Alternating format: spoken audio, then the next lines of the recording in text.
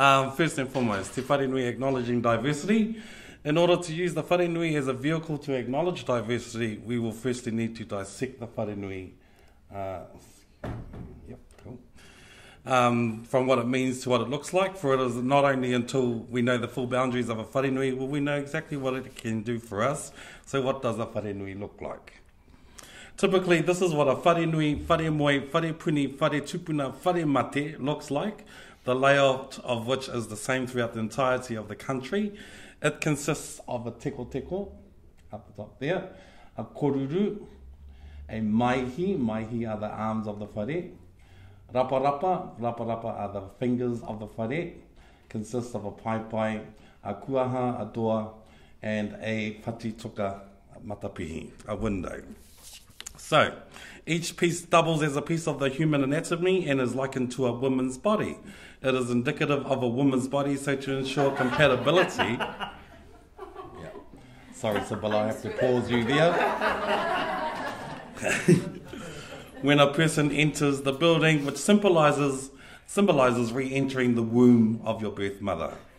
For metaphorically, inside the building holds the treasures, the stories, and the entire history of where you come from.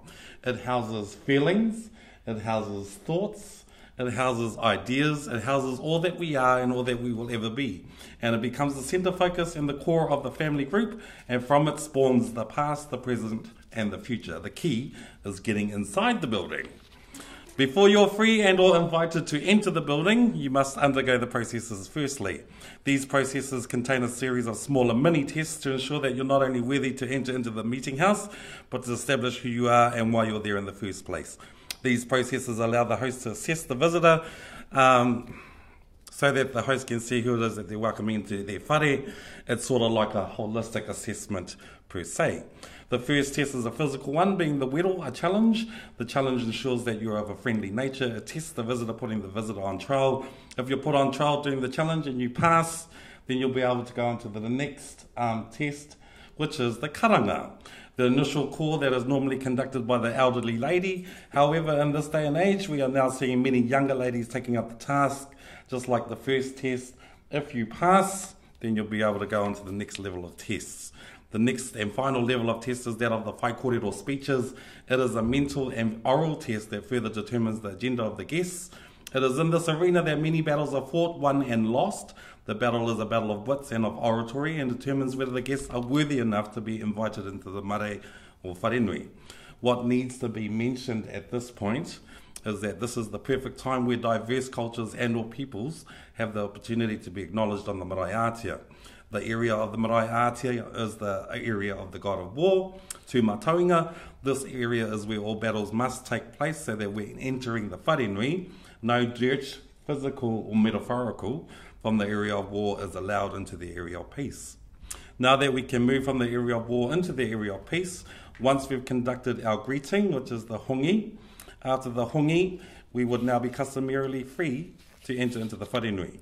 As mentioned earlier, the Whare Nui houses everything that we are, can aspire to be. This cannot be demonstrated better than the Whare Nui that we have right here at the Waikato Museum. Before we can enter the Whare Nui, however, we must take a minute to look at the intricate carvings and or designs of the whare to see if we can relate to the people who are welcoming us. Okay. The Whare Nui here talks of the history of the local people. It tells us a story that we may or may not have heard of. The story was given to us by the first and second Māori kings. Ko tahi te kōhao o te ngira e kuhu nā i te miro mā, te miro whiro me te miro pango. A muri ake kia mau ki te tūmanako, te ture me te whakapono, engari ko te mea nui o te ao, ko te aroha. Translated, this saying means there is but one eye of the needle through which must pass the white thread, the red thread and the black thread. In the end, however, hold fast to hope, hold fast to faith, and hold fast to the law, but the most important thing to hold on to is to hold on to love. This saying talks about cultural diversity in reference to international relations. It was given to us at a time that the Māori people were first introduced to the rest of the world and all of its glorious wonders, and was used to prepare the Māori people for the different cultures of the world. For it was only the two Māori kings who had travelled the world at the time and saw the diverse cultures it contained. This Whare Nui house here at the Waikato Museum embodies diversity by breaking away from the more traditional type of Whare Nui, giving it a more contemporary face. Another example of such practice is the whare nui located at Te Tsonga Museum, which is another contemporary style whare whose only function is to highlight the ever-changing face of the world. Breaking away from the more traditional and strict practices of the Māori people, this whare nui was designed to incorporate the diversities of a changing people. It encapsulates the traditional design of a whare nui, however, its function is more diverse. This whare nui is used for many different practices or customs, however not deeply spiritual ones. And so gatherings such as tangihanga and wānanga would not necessarily be conducted here. It can be entered without overture, making this whare nui open to different people of different cultures and backgrounds without having to endure the long and lengthy processes required when approaching a more traditional whare nui. The next picture is of a traditional whare housed inside the Auckland Memorial Museum, Hotunu. The name of the whare nui is an example of a traditional whare nui that has been relocated for a diverse audience. The spiritual and or deep afflictions have been removed, allowing the whare to be more commercial and for more commercial purposes. And as a result, we are able to see exactly what a whare may look like without the need for all of the processes spoken of earlier. It is this perfect example of a whare nui caught in time, and yet it still demands the respect you would offer to those whare nui that are still being used today on more traditional marae.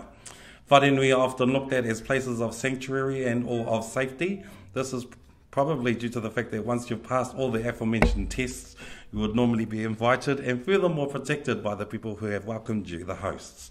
Throughout history, there have been many cases of people who have sought asylum from marae to marae and from time to time, and it makes perfect sense that this ideal has carried over and is still very much relevant today. This ideal has now grown and is now commercialised. As we see here, the whole concept of diversity acknowledgement is now universal and is age-free. Children also know that a whare nui is also a place where they can be free of concern, free of worries, and not to mention free of judgment. It is no wonder that when you see Māori children at their own marae, they're full of confidence, full of invincibility, and as they know that the marae, more specifically the whare nui, is a place where they know they can feel safe and feel at home, as this is what they know the place to be, a second home for them. Okay? It also seems that this ideal has what I like to call stickability, where these ideals are taught to our young so that they forever know where they can call home.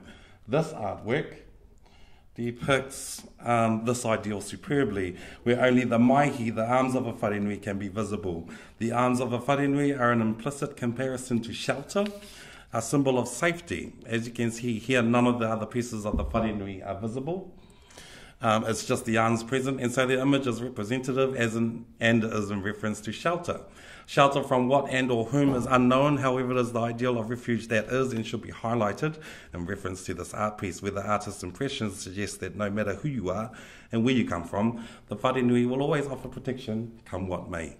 Same point can be said about this student's art piece also. It depicts diversity amongst different people in different houses, also suggesting that no matter who you are, no matter where you come from and what you look like, no matter how diverse you can be, there's something of an impression that you can be accepted by these people of the whare nui and that your diversity can be acknowledged by these people too. Throughout the life of our whare nui here at the Waikato Museum, we have seen so many different people of different cultures, of different races, of different ages, and of different lifestyles. Typically, what a whare nui depicts and or emanates is an acknowledgement of differences. Not just this whare nui here, but all whare nui throughout the entirety of the country. The literal translation of whare is house. The literal translation of nui is big. And so whare nui means big house. However, if you ask a local Māori what whare nui means, most will tell you that it means a meeting house. And that's exactly what it is. A place to meet people, people that you know, people that you don't know, people that you may or may not know, people who come from all over the country, moreover, people who come from all over the world. A whare nui is a meeting house where people come to meet each other, to talk to each other, where they come to commune with each other, where values and morals are important, are kept and maintained. A whare nui is a place where important decisions are considered, discussed and decided upon. It is a place where all differences can be aired out and where resolutions can be found to any problems one might face. Here we see Hamilton Mayor Julie Hareka and Te Aratauira Chairman Tuku Roirangi Morgan signing a deed that enacted the joint management of the health of the Waikato River. This was a very momentous occasion that happened right here at the Waikato Museum at our very own wharenui, Te Kohaotingira. This is another wonderful example of two very different organisations acknowledging each other and each other's parameters, enabling them both to sort out a growing problematic issue, being the deteriorating health of the Waikato River. So generally, those marae museums that are fortunate to have wharenui does exactly what the subject matter suggests. They acknowledge diversity on a daily basis. Every day, there are different people from all over the world and ways of life that visit our wharenui, and every day the wharenui welcomes another person unto themselves.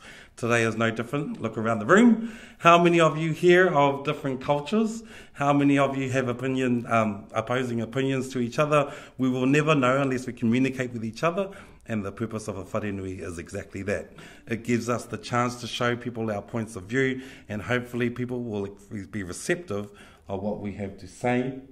And if so, those people will welcome us, they will look after us, they will nurture us, and they will protect us, just like this pari that you can see. You're probably looking at this picture thinking, why an umbrella? Before we Māori knew what the true purpose was of the umbrella, we had no Māori word for it, and so we translated the literal word, otherwise known as a transliteration, to hamarara. But then when we found out what its true purpose was, an umbrella shades us from the rain, protects us from the sun and all other elements as well, so long as the wind doesn't turn your umbrella inside out. And so when we found this out, it was as easy as comparing it to what it is that we Māori have that serves the same purpose. The word we have since used to translate umbrella is whakaruruhau. Whakaruruhau is quite simply the word we use for the shelter that a wharenui gives us. The wharenui is a whakaruruhau, a shelter from the elements. So when we look at the wharenui in the context of the museum, the question to ask would be, what are we sheltering people from? Maybe it's not a matter of sheltering people from anything. Maybe it's just the symbolism of shelter that we're trying to portray here, for the symbolism of shelter is all-encompassing, that one can assume would protect and shelter us from not only the rain and from the sun, but also protection from pain, from hatred, from fear, from discourse, shelter from abuse, mental, physical and emotional, shelter from shame and humiliation. And so the idea of an all-encompassing shelter would be much more appealing than just a simple umbrella, and so the symbolism of a whakaruruhau is this, a wharenui. Personally, I am proud of our wharenui here at the Waikato Museum. Even though it is a contemporary wharenui, it still holds everything that we are here in Tainui. It holds all our stories, it holds all our treasures, and it holds all our dreams and aspirations. It tells a story of its people. It sews together the life and the light of a time past together with our present life. It bridges the gap between not just the old and the new, but it also bridges the gap between different cultures and different races. It removes the distances between continents and brings everyone together. And so finally, that is the power of te wharenui, acknowledging diversity. Kia ora.